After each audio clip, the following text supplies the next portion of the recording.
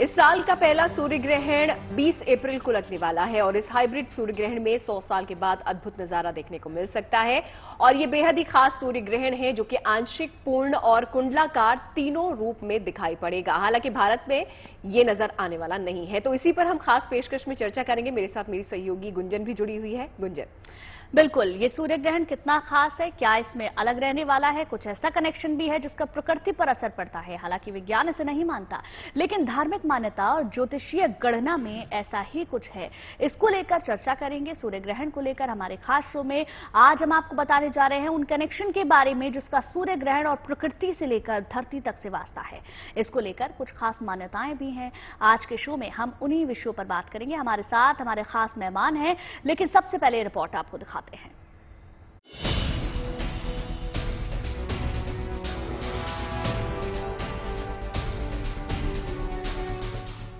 सूर्य ग्रहण एक खगोलीय घटना है, लेकिन शास्त्रों में इसका काफी महत्व है। ज्योतिष शास्त्र के मुताबिक ग्रहण काल के दौरान हमारे आसपास की हर चीज प्रभावित होती है। इस साल यानी 2023 का पहला सूर्य ग्रहण 20 अप्रैल को वैशाख अमावस्या के दिन लगने जा रहा है। इस बार का सूर्य ग्रहण बेहद खास रहने वाला है, क्योंकि इस बार हाइब्रिड सूर्य ग्रहण लगने जा रहा है जो 100 साल में एक बार ही लगता है। हालांकि 20 अप्रैल को लगने वाला सूर्य ग्रहण भारत में नहीं दिखाई देगा और न ही इसका सूतक काल भारत में मान्य होगा, लेकिन ज्योतिष शास्त्र के मुताबिक इसको लेकर कई गणनाएं की जा रही हैं। धार्मिक मान्यता और ज्योतिषीय गणना के मुताबिक सूर्य ग्रहण के बाद जहां पृथ्वी पर प्रभाव पड़ता है, वहीं चंद्र ग्रहण जल और समुद्र पर असर डालता है। माना जाता है कि आने वाली प्राकृतिक आपदाओं को लेकर ग्रहण पहले ही इशारा दे देते हैं। जीव जंतुओं की हरकतें इसका संकेत देती हैं। सूर्य ग्रहण का भूकंप से कनेक्शन भी माना जाता है। जब भी कोई सूर्य ग्रहण आता है, उसके 40 दिन पहले और 40 दिन बाद या ग्रहण के 80 दिन के अंदर में भूकंप कभी भी दस्तक दे सकता है। कभी कभी तो ये सूर्य ग्रहण के 15 दिन पहले या 15 दिन बाद भी भूकंप के झटके आ सकते हैं। ज्योतिषियों का मानना है कि सूर्य ग्रहण का प्रकृति पर पूरा असर होता है। वहीं वैज्ञानिक ग्लोबल वार्मिंग को प्राकृतिक आपदाओं की वजह बताते हैं। मान्यताओं के मुताबिक सूर्य ग्रहण और चंद्र ग्रहण से ग्रह नक्षत्रों में फेरबदल होते हैं, जिससे प्राकृतिक आपदा, महामारी जैसी घटनाएं सामने आती हैं। ज्योतिष विशेषज्ञों की इस पर नजर बनी हुई है, क्योंकि जब चीन से कोरोना की शुरुआत हुई थी, तब वहाँ सूर्य ग्रहण दिखाई पड़ा था। धरती की खास प्लेटों के पास ही भूकंप का केंद्र रहता है। सूर्य ग्रहण या चंद्र ग्रहण में ग्रह एक दूसरे पर अपनी छाया डालते हैं। ये छाया चाहे सूर्य चंद्रमा पर पड़े या फिर पृथ्वी पर, दोनों पर इसका असर देखने को मिलता है।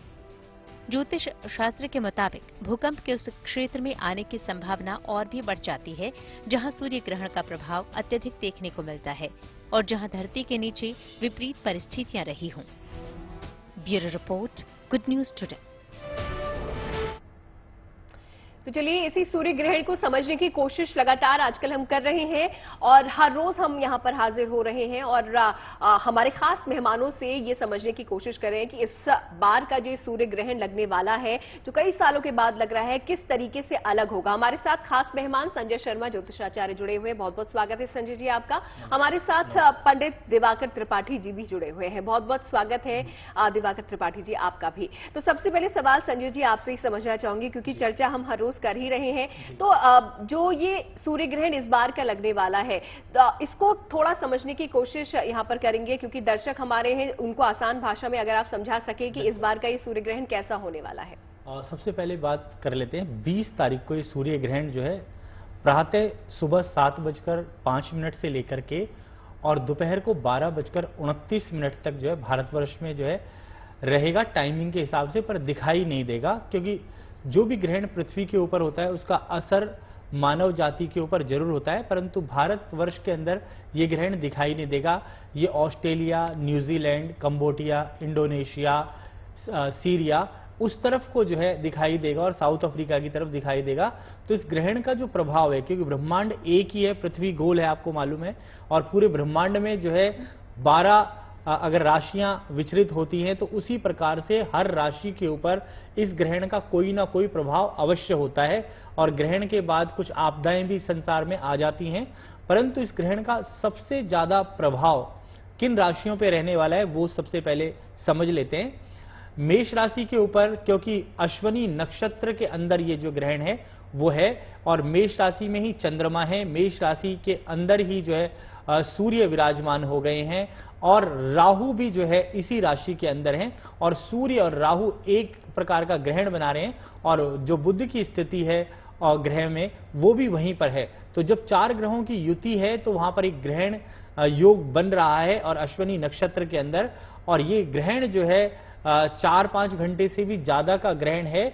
और कहते हैं कि जो भी अगर भारतीय मूल के लोग इंडोनेशिया में, ऑस्ट्रेलिया में, या जहां जहां पर भी पूरी पृथ्वी में लोग रहते हैं और जहां जहां पे ग्रहण दिखाई दे रहा है, उन लोगों को पहली चीज नंगी आंखों से जो है सूर्य ग्रहण को नहीं देखना चाहिए, क्योंकि नंगी आंखों से देखने से सूर्य का जो प्रभाव है उससे हमारा रेटिना खराब होने की संभावना बन जाती है। और इसके अलावा जो है वृष राशि वालों के लिए भी काफी खराब रहेगा, और कन्या और मकर राशि वालों के लिए काफी खराब रहने वाला है। तो ये ग्रहण का जो प्रभाव है, इससे बचने के लिए भी आप छोटे छोटे उपाय जो है कर सकते हैं। और कहते हैं कि जो गंगा में नहाए सब पाप तर जाए, उसी प्रकार से गंगा स्नान से या पीपल के वृक्ष को जल देने से, अमावस्या का दिन बन रहा है, अपने पितरों का ध्यान करने से, और अगर हो सके तो तिल और कच्चा केला और नारियल जो है जल प्रवाह करने से भी विशेष लाभ मिलता है। इसके अलावा जो है पीपल और वृक्षों को, जहां पर पीपल का पेड़ नहीं है तो वृक्षों को जल दिया जाए और घी का दीपक जलाया जाए। और दूसरा, भगवान की कहते हैं कि इस वक्त जो है सूतक लगने के बाद जो है पूजा नहीं होती, तो वहां पर जो है आप तुलसी दल का प्रयोग कर सकते हैं, और घास जो है रख सकते हैं, दूर्वा रख सकते हैं, और ये इन सब चीजों का मूंज रख सकते हैं। इन चीजों का प्रयोग जो है कर सकते हैं।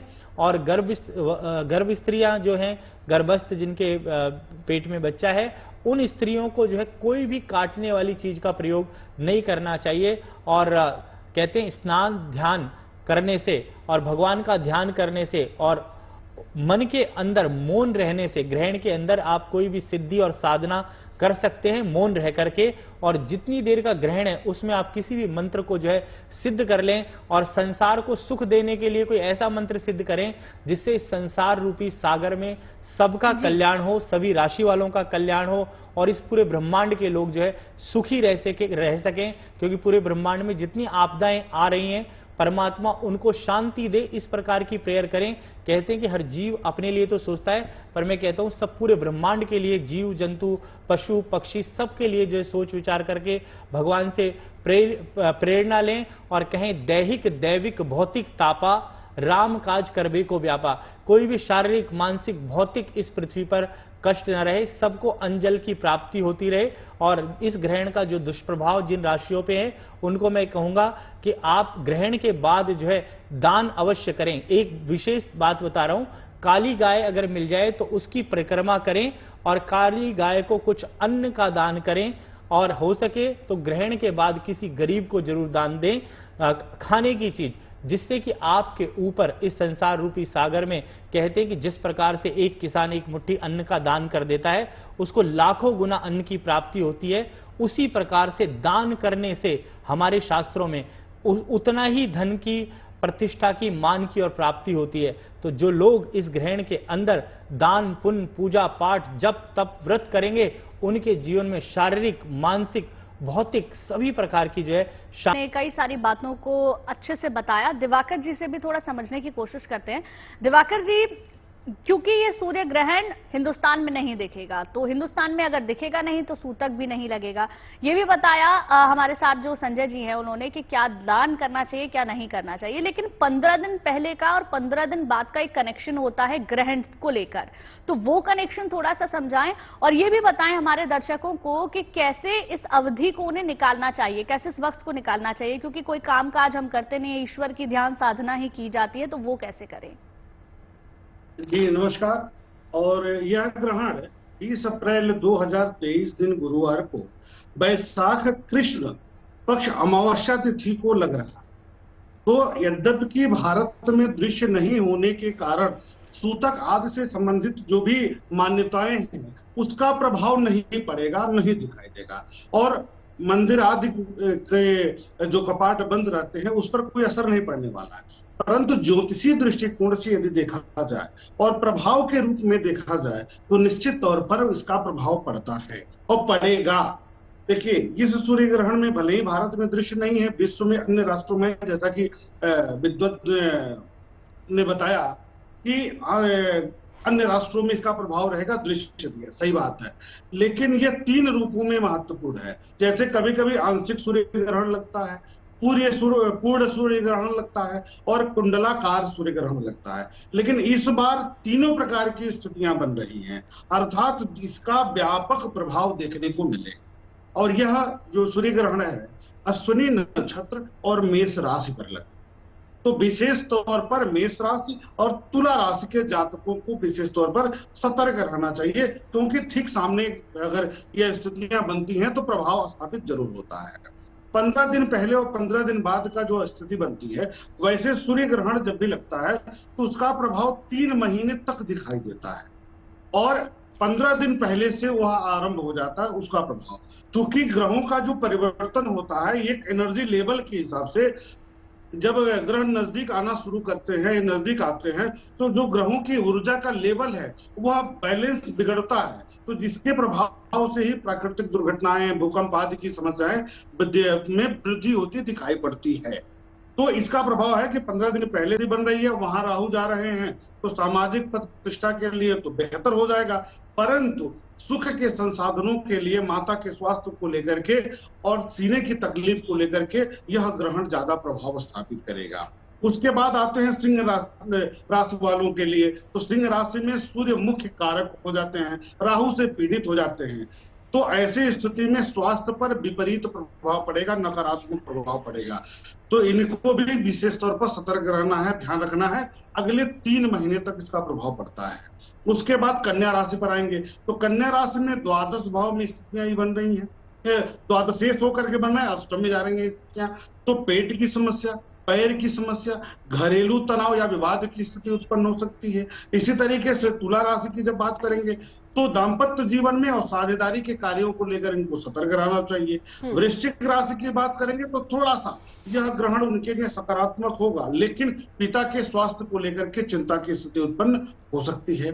धनु राशि की बात करेंगे तो संतान पक्ष, धन अध्यापन का क्षेत्र और आर्थिक पक्ष को लेकर के थोड़ी सी चिंता बढ़ती हुई दिखाई देगी। तो इनको भी यहाँ पर ध्यान रखना है। संतान के स्वास्थ्य को लेकर विशेष तौर पर सावधान रहना है। अध्ययन अध्यापन को लेकर के भी कोई कठोर निर्णय, अचानक बड़ा निर्णय नहीं लेना है, इनको बचे रहना है।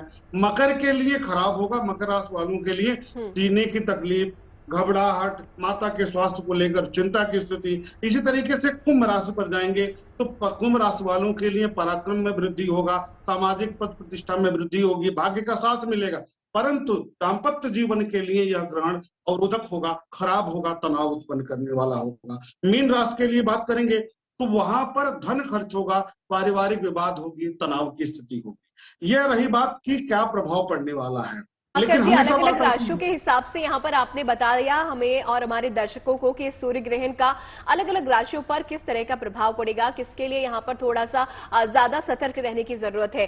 संजय जी, आपसे यहाँ पर जानना चाहूंगी, क्योंकि दान का अपना महत्व होता है, स्नान का अपना महत्व होता है, और कहते हैं कि जब सूर्य ग्रहण या भी किसी भी प्रकार का कोई ग्रहण अगर चल रहा होता है तो उस वक्त मंत्रों का जप करना विशेषकारी यहाँ पर लाभकारी हो जाता है। तो कौन से मंत्र का जप इस दौरान करना चाहिए जब सूर्य ग्रहण की वो अवधि चल रही होती है? तो थोड़ा संक्षेप में आप बता दें। जी, पहली चीज, सूर्य के अंदर 5 गुण हैं: आभा, प्रभा, शोभा, तप और तेज।